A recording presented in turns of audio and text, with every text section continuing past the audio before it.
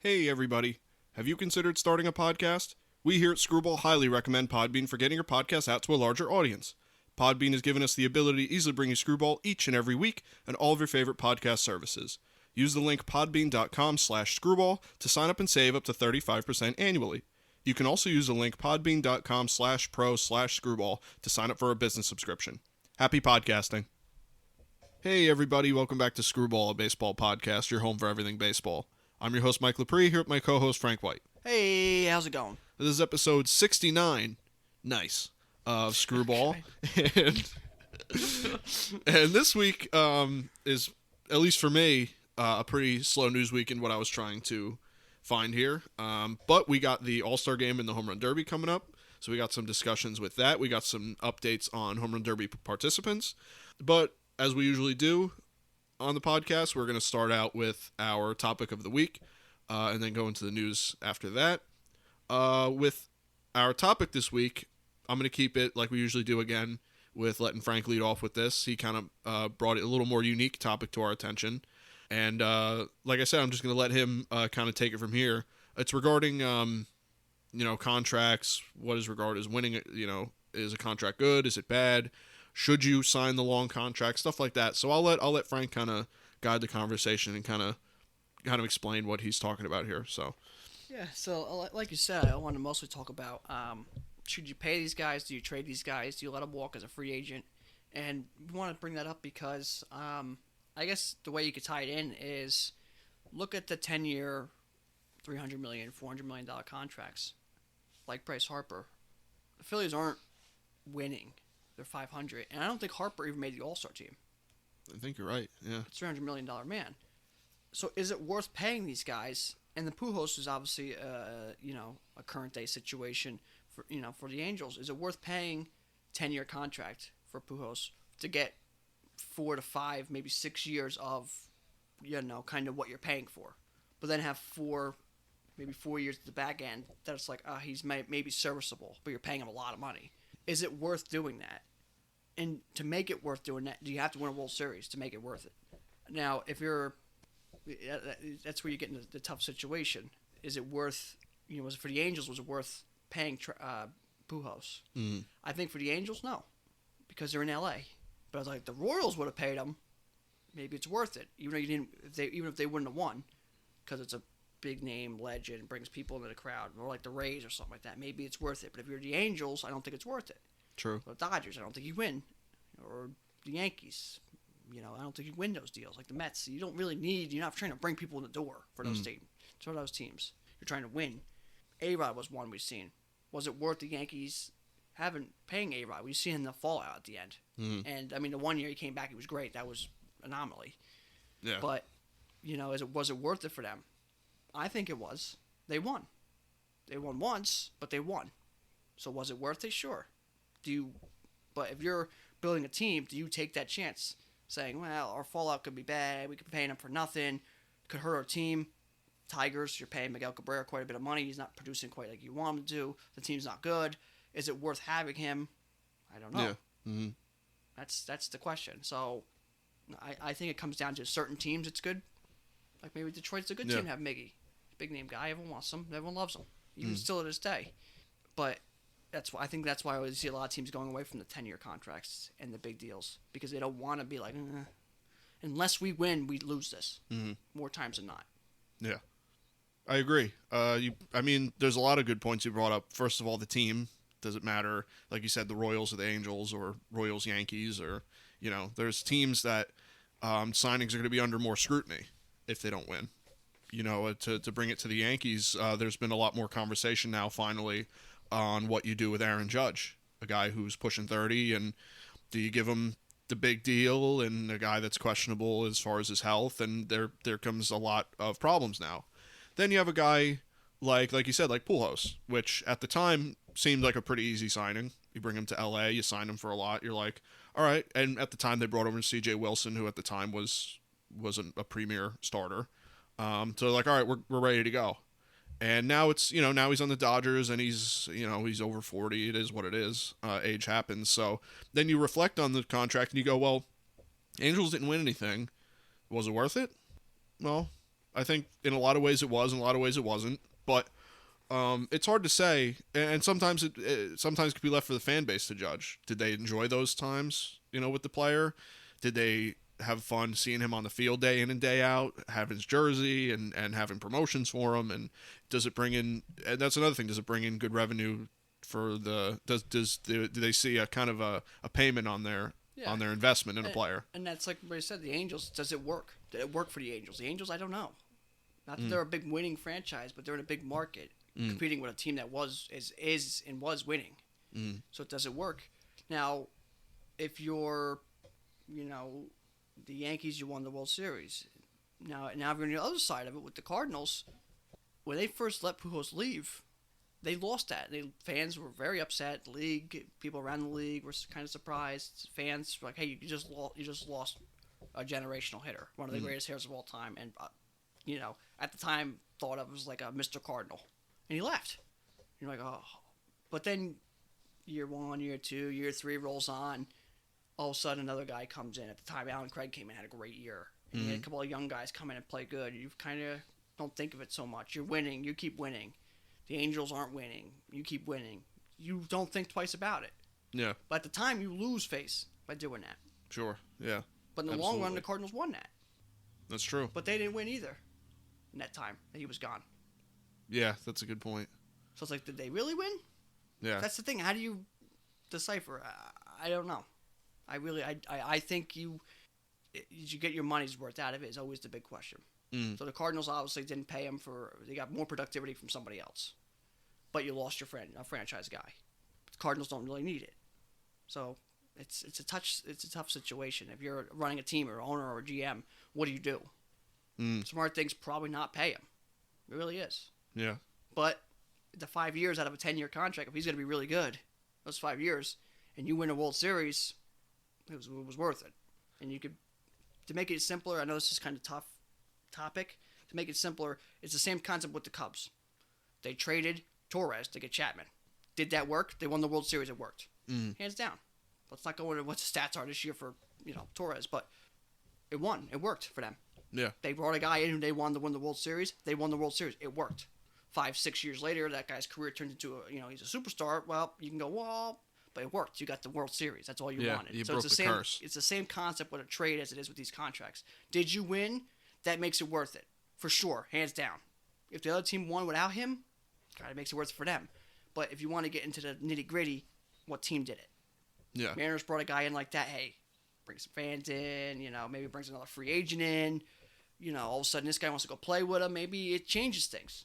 Right. Changes the whole locker room, whole clubhouse. Absolutely. You bring him into the Dodgers. The Dodgers signed Mookie Betts, his 10-year deal. If they never won that 10 years, the Dodgers lose that deal. Absolutely. You got to win when you're a team like that. You got to win if you're a team like the Yankees. You got to win, Cardinals, Mets. You got to win. Agreed. If you're the Rays, you bring them in, you bring some fans in. Hopefully you play good. If you don't, you took a shot in the dark. Yeah, and fans enjoyed the time the guy was there, brought some fanfare, brought some more, notoriety on places like MLB Network and ESPN. But you got to be smarter with those when you're a team like that. Like the Royals. They picked Alex Gordon to be the one guy they kind of re-signed, and he didn't really play good after those World Series runs. Yeah. That kind of really set the franchise back. So sure, it's really tough. Do I think it's worth it? I think if it's your franchise guy, if it's a Pujols, if I was the Cardinals, I think I would have signed him. Yeah, it's. I probably would have done the same. Because it's your heart and soul. There's always hindsight. When you look back on it, you have more of a clear picture than the decision at the time. But I think the decision at the time is, hey, this guy is what at the time he was like 30 or something like that. 31, 32, something like that. Because it was a 10-year deal, and he was like, he's 41 now, 42. So yeah, something like that. So you get 4 or 5 years of him being, 2-3 years of him probably being himself, and then about 5 years of him being pretty good. Yeah. And then you get a couple of years where he's serviceable, and maybe a year where it's like, he's not really worth it. But overall, in a contract like that, I guess you can live with that. And that's kind of what you sign up for with a 10-year contract to a guy that's about 30 years old or so. You know that those last 2 years, or if he really goes down a hill, maybe 3 years for certain guys, you know in those 10 years, that's going to happen. The fans know it. The owners know it. So you got to win it for 5 years. Yeah. So you got a window. And, and then like you said, and to bring it back to the whole topic, then if the window closes and the door closes on a World Series run, was it worth spending the $300 million on that guy? Yeah. And again, that might be up to the fan base to decide. But then you could bring it to a different side of it. Harper, he was 26 years old when they signed him, give or take, right? Yeah. 10 years, like all right. Yeah, you probably got him for his whole prime. You know. Yeah, maybe that's not so bad. But Sure. do you still have to win? Yeah, you got to win. Especially if you're the team like the Phillies getting him. You're Nationals keeping him. Hey, that's our guy. That was our prospect. That's the guy. Maybe you can fudge around the idea. Maybe you didn't win with him. You got to keep your guy. The Yankees say that you got to keep Jeter those years and stuff. You kind of got to keep your guy. So maybe you can get around the idea. Maybe not winning there. But if you're the Phillies, you bring him in. You got to win. Or do you trade him? We tried it a couple of years. Didn't work. Let's trade him. Or if you're the team that's got to pay him, like the Nationals, should they have traded Harper that last year or the year before? Cardinals, they went to the World Series and won with Pujols. Yeah. This last year. But if you really wanted, the smartest thing would have been probably to trade him to get something for him before you just walked out the door. Yeah. But you obviously were going to win. You're in the mode of winning, so maybe not. Like the Yankees this year, should they trade Judge? Yeah, that's a legitimate question. Because you're going to get something for him, especially because you have another year on his contract, right? I think so. Or Yeah. are you winning this year? Right now, no.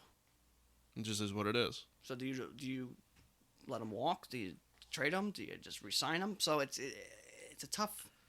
To bring it all back, do you pay or trade these guys? You have to break it down situation by situation. Yeah. But it's really tough. It's really tough, and it matters how much money you want to spend and what team you are.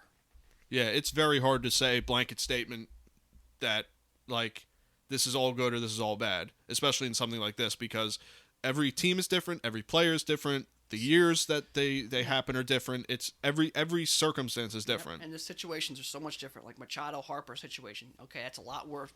That's worth the 10 years because you're gonna get productivity for the 10 years. Mm-hmm. Yeah, absolutely.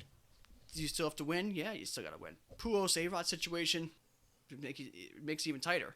Because then you got a 4 to 5 year window where you have to win, or you kind of lose out on a deal. Yeah, or you kind of have a guy that's a little older and kind of you're hanging him around as a more of a veteran, you know. But you're paying him, spending money elsewhere. Yeah. So it's a tough topic. It's not really a black and white answer, but it's if you're not going to win and you're not going to sign him, your best bet is to trade him. Yeah. That's how I always was. And I stick to that to this day too, even with the Yankees or anything. If you're not going to pay him, you're not going to. You got to trade him. Yeah, get something for it. But you can pay the guy. You can risk it to pay these guys if you plan on winning. It's very tough. So I don't know. It's a weird topic, but it's worth talking about because it's obviously what we see, especially when so many young guys come up so early and they're free agents at 26, 27 years old. Yeah, those are easier pills to swallow. When you basically the 10 years you got the guy, he's pretty much productive the whole time. Maybe he has an off year or two in the 10 years, which happens. But say if you have a guy till he's 36, 37, you're generally getting good productivity out of a guy, especially if he's worth the price of admission with the money. And then there's, not to belabor the point too much, but there are bad examples. Like I don't know how long his contract was, but someone like Chris Davis, That was awful. So there's bad examples too. There's bad signings that straight up are losses for a team, and that's a loss. Yeah. That's just that's now a burden on the team as far as a monetary value and a roster spot. It sets them back Yeah. for a rebuild. Mm-hmm. Because at least we got prospects, but now we have money soaked up somewhere where it's just not helping. And if I'm not mistaken, he's deferring a little bit of his contract, so To help the franchise. Yeah, which will help the franchise. At the same time, it's like, now you're going to be. It's like not Bobby Bonilla maybe, but like, it's like you got to pay out this guy. Yeah. So it, and there's other examples. It's not just Chris Davis, but he's a prime example. He's the most current example. It all comes down to make it a more broad statement or make it more blanket statement, like you said, is did he break some records with you? Did you have some great years that your franchise never had before? And did you win? Yeah. If you do something like that, it's worth it. If you don't do something like that, it's a gray area. Yeah, it may not be worth it. Breaking records, years that your team franchise never seen before, or win a World Series. Otherwise, it's very tough. Yeah, absolutely.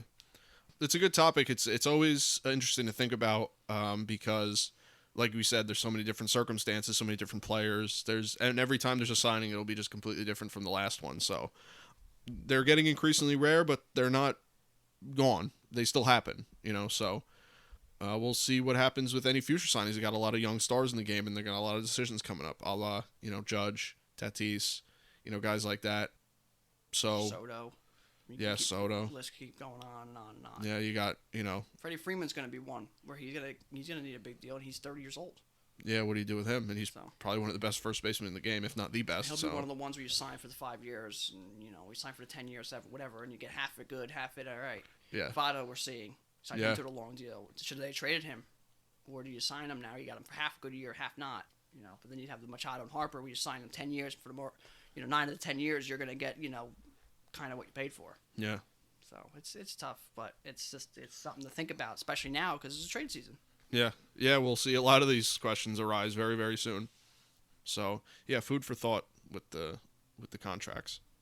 So let's move on to our news segment of the show, where again, like I said, not a super heavy news week, but the first topic that I wanted to bring up, the first piece of news we wanted to catch up on was the Trevor Bauer incident that has been going on. So last week, Dodgers pitcher Trevor Bauer was placed on administrative leave following allegations of sexual assault. This is a quote coming from ESPN. Quote, Bauer has been accused by a woman. Again, I should probably preface this with saying this could be a little forward language, a little bit vivid language. So this is an exact quote though that I'm reading off. So, but quote, Bauer has been accused by a woman of choking her until she lost consciousness on multiple occasions, punching her in several areas of her body, and leaving her with injuries that required hospitalization over the course of 2 sexual encounters early this year, according to a domestic violence restraining order that was filed in LA County Superior Court last week, copies of which were obtained by ESPN on Wednesday. Bauer is also under criminal investigation by the Pasadena Police Department.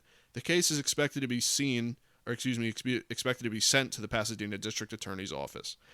So if you haven't heard already, I'm assuming since this was kind of last week's news, Trevor Bauer's on leave. I think he's still on leave, right? He hasn't rejoined the team. He's going to be on leave for some time. Yeah, so a guy very outspoken about the game. I believe he didn't have any comment, and his representatives didn't have any comment regarding the issue.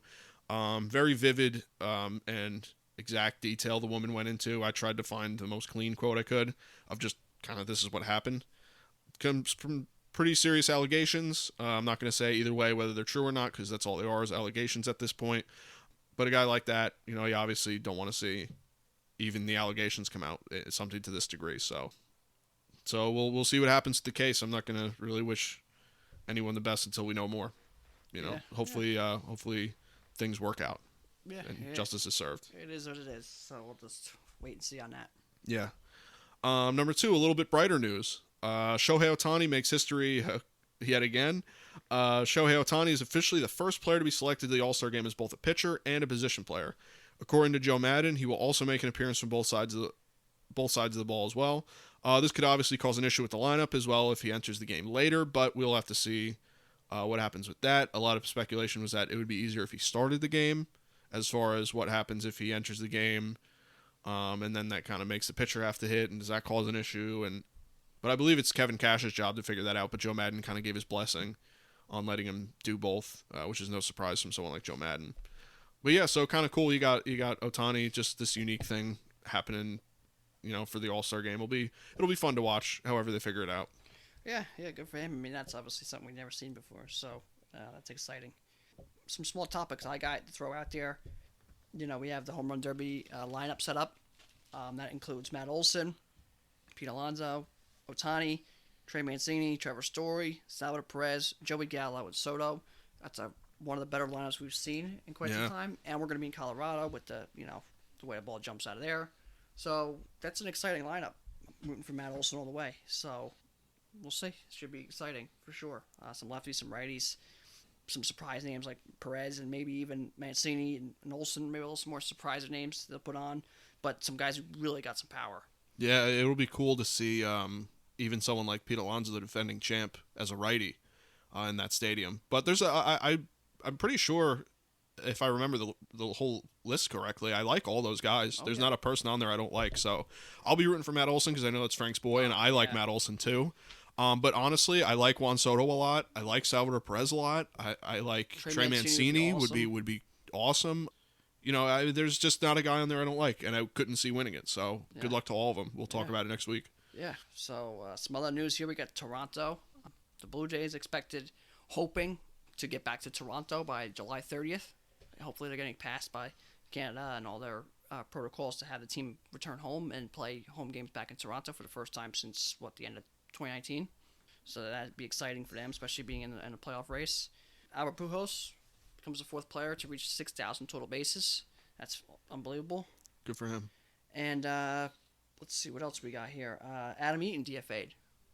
World Series hero for the Nationals and quite a veteran. We've seen signed a 1-year, $8 million contract, and now he's DFA'd in June.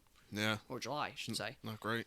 So that's a little bit surprising, especially with the White Sox with some injuries. And the last little bit of news, ever since the crackdown, offense has been up and pitching has been down a little bit. So, I guess it could be a bit of the times turning, obviously, because a lot of the stats for a while there were coming from April and May, which are still cold months, and now we're getting hot months. So that could be a bit of it, but also could be the fact that the pitching, is taking a hit because of the crackdown on substance. Mm-hmm. So that's something to take a note at.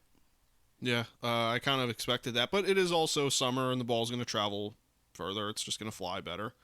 Guys in their grooves. We've seen guys struggle in the beginning, and now you see guys like LeMahieu or stuff like that hitting the ball again and playing better. So it's a little bit of I think it's a little bit of that too. But obviously the substance crackdown definitely helped raise the offense at least a little bit. Yeah. You saw some pitchers with their spin rate notably down, so it definitely contributed. But like you said, and the law of averages for a lot of the pitchers were overperforming by a lot.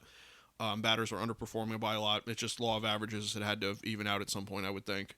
So it's a little of both, I think. I don't think it's just, now they don't have spider attack. It's just they suck. That's not, I don't think that's necessarily the case. Yeah. So now, one last thing I forgot to add here.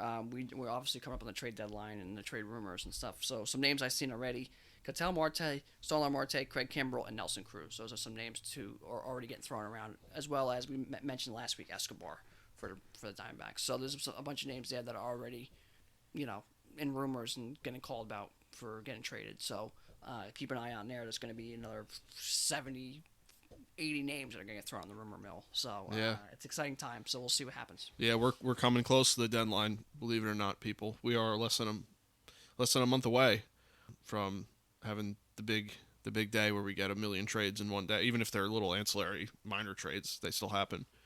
So then to move on to our last piece of news before the wrap up, just an update on the College World Series. Mississippi State won the title. They won their first College Baseball World Series title against Vanderbilt on the back of a 9-0 victory.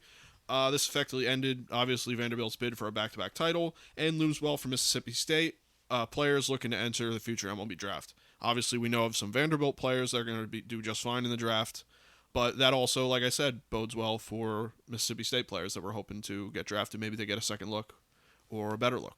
So that be that. And the wrap-up we have now. So who's doing the best right now? The Giants still own the best record in the league at 53-32, while the Dodgers are right behind them at 53-33. Over in the AL, the Red Sox own the best record at 54-33, which is almost effectively the same record as the Giants. But the Giants have a better run differential. Winning percentage. Then the Astros are right behind the Red Sox, though, in the AL at 53-33 records, so just a half game behind them. And the Astros still own the best run differential of the league at plus 140, while the Diamondbacks own the worst run differential at minus 125, which sounds about right. Yeah, so some teams I've seen that are doing well. Red Sox are hot. Angels, Brewers, and Dodgers. A couple teams there. And some cold teams. I do have the Yankees on here, but they're really not ice cold, but, come on. The Indians, not playing great. A's been a little bit of a rut. The Royals, the Cubs, I think lost now 12 straight since they threw that combined no-hitter. And I don't think there's been maybe one game in those 12 where they didn't give up like 10 runs or more. And the Giants have been, cooling off a little bit here recently. So I just wanted to mention them. Yeah, I'm surprised it's taken this long, honestly. But to move on to our who's hot and who's not section. So first I wanted to say that the players of the week were Shohei Ohtani and Ozzie Albies. But when researching the week stats for a lot of these guys, they just didn't, because, when looking up the stats, already some days had passed in this week. So their stats didn't reflect quite like their Player of the Week stats. So I just wanted to give them a shout out. They did win Player of the Week, and they were unbelievable, Ohtani and Albies. So Just wanted to give them a shout out. I have 5 different players though. So first on my hot list, I have Brandon Crawford at a 571 average, a 762 slugging, and a 1371 OPS over the last week. Again, contributing to that Giant record probably. Number 2, Jerickson Profar with a 529 average, a 706 slugging, and a 1285 OPS. Number 3, Starlin Castro, a 474 average, a 526 slugging, and a 1072 OPS. Number 4, Justin Turner, a 450 average, 600 slugging, and 1122 OPS over the last week. And number 5, Ben Gamel, 409 average over the last week with a 1045 slugging and a 1525 OPS. Very nice, very nice. So, some other names I got on here: Reese Hoskins, hitting the ball pretty well. Max Stassi, I believe he was like batting about 500. I think he was like 8 for his last 16 at bats or so. Yeah, something like that. And Willie Adames has been on a tear since he went to the Brewers. Yeah. So that's good for him, good for the Brewers. Some pitchers to take a look at: Kyle Freeland. Hopefully he could get back in pitching because a couple years ago he was a Cy Young candidate. Yeah. And has really struggled with some injuries and whatnot, but he's been pitching well. Kim for the Cardinals came back pitching well. Willie Peralta pitching pretty good. Ryan Presley for the Astros has been doing great, and Dan Dunning. They've all been pitching pretty good over the last 7 to 10 days or so. All right, then let's move on to our not section, our cold section, our 5 players. So number 1 on my cold list is Dylan Moore with a average and slugging of 0 over the last week with a .056 OPS, so maybe like 1 walk over the last week or so. Number 2, Jesse Winker, cooled off quite a bit. .050 average with a .050 slugging and a 224 OPS. Number 3, Luis Urias, .053 average over the last week with a .053 slugging and a .105 OPS. Number 4, Dylan Carlson, .083 average over the last week with a 125 slugging and a 339 OPS. And number 5, Tommy Pham, an .095 average, an .095 slugging, and a 190 OPS over the last week. Yeah, it's not that great. So, some other guys I got here, Daza from the Rockies, Randy Rosarena, been struggling a bit, not quite having the rookie year after that postseason run that people expected. And Cody Bellinger has been in a year-long slump marred by a couple injuries. Yeah. So, really, I think there's a couple players kind of the World Series hangover. Mookie Betts even not really having the year that he expects. Some pitchers to throw out there not been doing great. Johnny Cueto, J.C. Mejia for the Indians has really been getting beat up recently. Jake Arrieta just continues to live on this list. Yep. Chris Bubick for the Royals, and Chapman has been getting lit up like a Christmas tree with the Yankees. His ERA ballooned to like 4 point something, didn't almost it? 5, yeah. Wow. So that's it's in the longest cold streak of his career. Sure. So, there's some guys not doing great on the pitching side. To get to our last, little bit here, just want to go into some injuries. We see Darren O'Day placed on the IL again. Eddie Rosario, Yasmani Grandal, surgery on his knee. He'll be out a little while. Yep. Rendon placed on the IL for the 3rd time this year already. Wow. Sixto Sanchez, shoulder surgery. He will be out the rest of this year. Damn. Peterson for the Mets. I believe he's going to be out. He had sharp pain in his side oblique. I think he's going to be out at least 8 weeks. Kyle Schwarber, after the tear he was on, and I believe he was going to be in the Home Run Derby, he had a significant hamstring issue, so he's going to be out a while. Kyle Moran. Yep.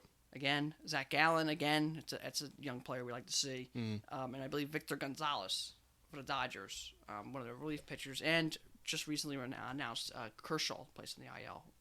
Yeah. So some Dodgers with Victor Gonzalez, a relief pitcher, and Kershaw on the IL, and then Bauer having his issues. Those are some bigger name pitchers for the Dodgers that are going on the IL or not going to be with the team. So that's definitely can cause some issues for them. Yeah, definitely some adversity. Yeah.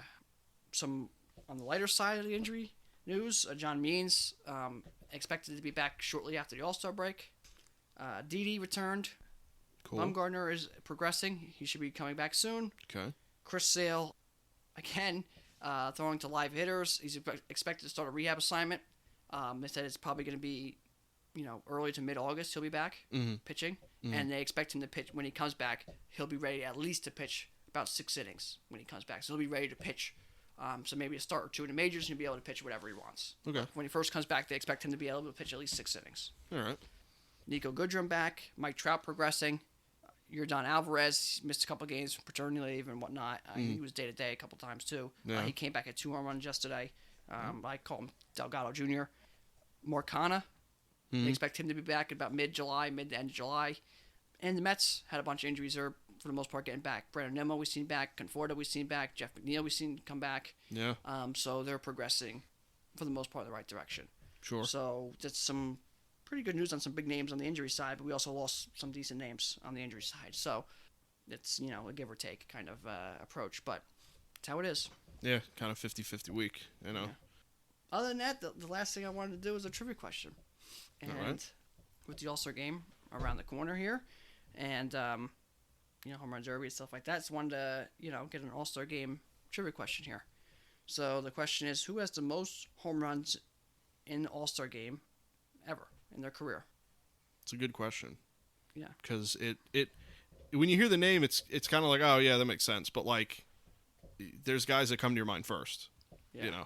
Yeah. So the answer is Stan Musial. He had 6 home runs in 72 plate appearances, and I believe, 25 All-Star game he was selected Yeah, to. he was in a lot, yeah. So he has the record for most home runs hit in a career in All-Star game history, with 6. Well, if I'm not mistaken, I think you told me about this, was that for some years they had, like, 2 All-Star games or something like that? I believe early in his career they had 2. I think they had the first half and the end of the year. So he got selected twice, a couple times. And that's what I was going to say. He got So selected like 26 times and only played 24 years. Well, Yeah. only played, but that concept. Yeah.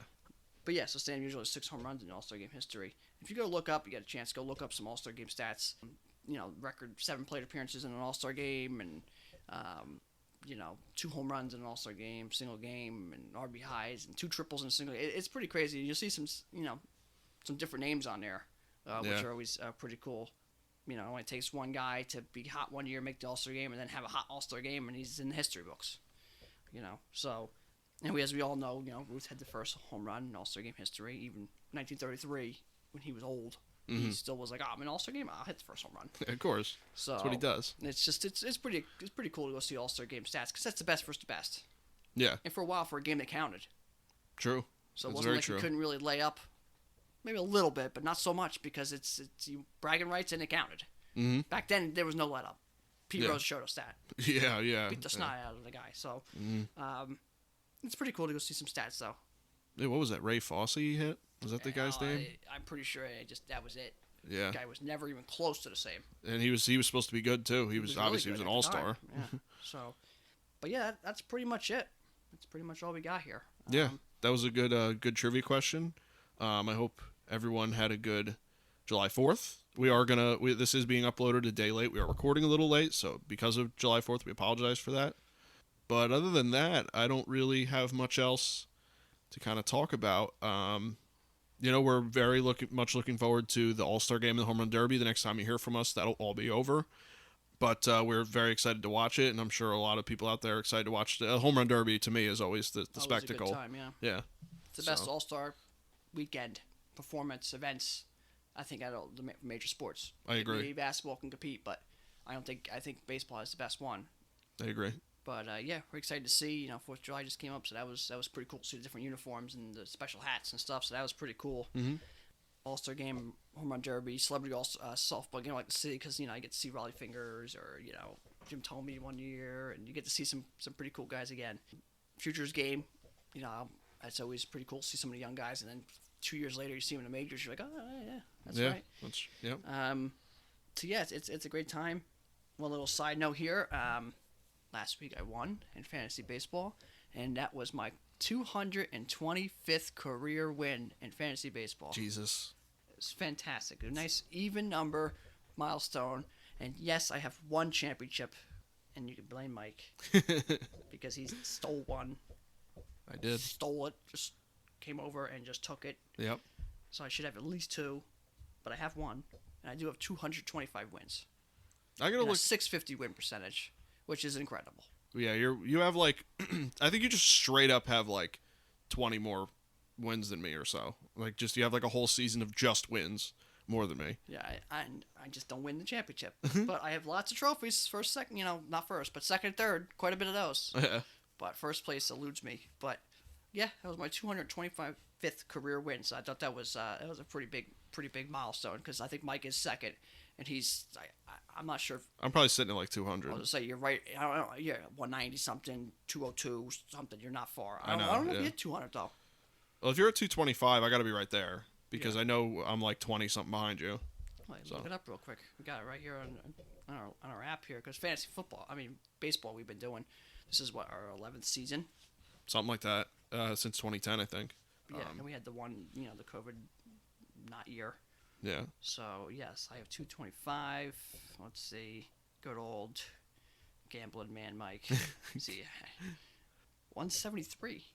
Wow. So I have 50 less than you? 589 win percentage. That's incredible too. That's pretty But good. 3 first place trophies. So Yeah, that's fine. yeah, so you're coming up 2 wins away from 175. It's a pretty big milestone. I'll get him this year, I think. That'd be real bad if I didn't. You heard that here first, folks. If he doesn't get 2 more wins this year, that's the reason. But he's looking all right this week. So, but yeah, I think Mike has the second high. I can't see anyone else Probably. beat up to our buddy Dom. I think is probably the next closest. I think he's probably around the 140s. But yeah, that's pretty awesome. Well, the only milestone I have to share for the week is that I beat our buddy Dom. Oh, good. Yeah, And you did beat him. that's all I really needed in We're life. going to see him shortly, so that'll be talked about Yes, quite a bit. of So, course. I beat him twice this year. What's up? Yeah, it might beat me twice this year too. So, That's true. What's up? but yeah, but you know what? It's hard to beat a team 3 times, That's very true. and you did it twice to 2 people, That's true. and 2 usual. I would say 95% chance both of us are going to be in the playoffs every year. So It's a tough hill. you'll probably see one of us in the playoffs. If you don't see either of us, that's pretty impressive. Yeah, that would be impressive. Yeah, fantasy baseball is always great. We always have a great time. Me, Mike, and Dom always are in the same division. It's always a good time. It's always, Yeah. It's tough. It's tough. It's not quite like fantasy football. Not everybody jumps all over it, but we always have a pretty good league. And we actually haven't had many trades this year. No one's really pulling the trigger on that. So we'll see Yeah. some trades hopefully coming soon. Our deadline's coming up as well. So That's true. Yeah, got to think about that. but yeah, it's gonna come down to the wire. We got some pretty good teams this year. Yeah, it's pretty competitive. Again, like I said last week, if you're not in fantasy baseball and you're a baseball guy, give it a shot. Try to get some friends together and do it. Yeah, You you can know? do a small league. We have a 12-team league. Yeah, That's good. Well, you Yeah. can get a 10-team league. You can get an 8-team league. yeah. Teams would be more stacked, but it's still a good time. It also keeps you up with the stats. That's true. Yeah, it helps you keep up with your favorite players and guys you wouldn't normally even care about. All of a sudden, you care about. All of a sudden, they become your favorite players. Yeah, you're like, oh man, he's batting Omar 300. Narvaez became a guy he just saved my year to 1 year, and Yeah. now I have him, and I always see him, and makes me smile. So Yeah, and it's always a good time. It is always a good time, and you always have stories, and Mike beat me, and so you always remember it. So if you don't, play fantasy baseball, go out and play it. Yahoo's got a great. You can customize Yeah. your whole league. ESPN, I believe, kind of sets your own league, gives them their own standard, which is fine.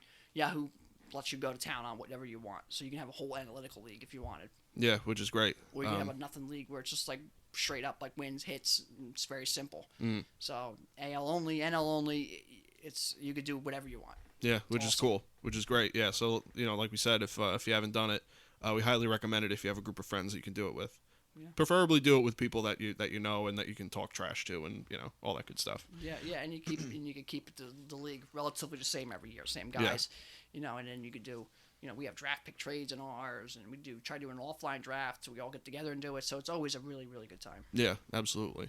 So that's our little fantasy update for the week. We got quite a few weeks, obviously, until the playoffs, but it's a lot of things are fast approaching. So you got to keep an eye on it. Yeah, yeah, for sure. But other than that, that's all I got this week. That's kind of all the updates I have. And like I said, next week will be a bigger episode because you got a big point in the season with the All-Star game and the Home Run Derby. Yeah, the first one we've seen in 2 years. Yeah, which will be, I'm so happy. I love the Home Run Derby. It's my favorite. Yeah, it's so good. It's an exciting time. Yeah. Exciting time. So with that, I guess we'll just wrap this up, huh? Yeah. All right. So thank you guys for listening. You can catch this podcast on Google Podcasts as well as Apple Podcasts and Spotify. You can also listen on our regularly updated YouTube channel as well as our website, screwball.podbean.com. You can follow me on Twitter at RealMikeLepre. You can follow me on Instagram at Mike Lepre. And you can follow me on Instagram and Twitter at FDubs10. You can follow our official Screwball Twitter at ScrewballPod. You can follow our official Screwball Facebook at ScrewballPod. No E in Screw. And that's it from us, guys. We'll see you next week. Yep, take care.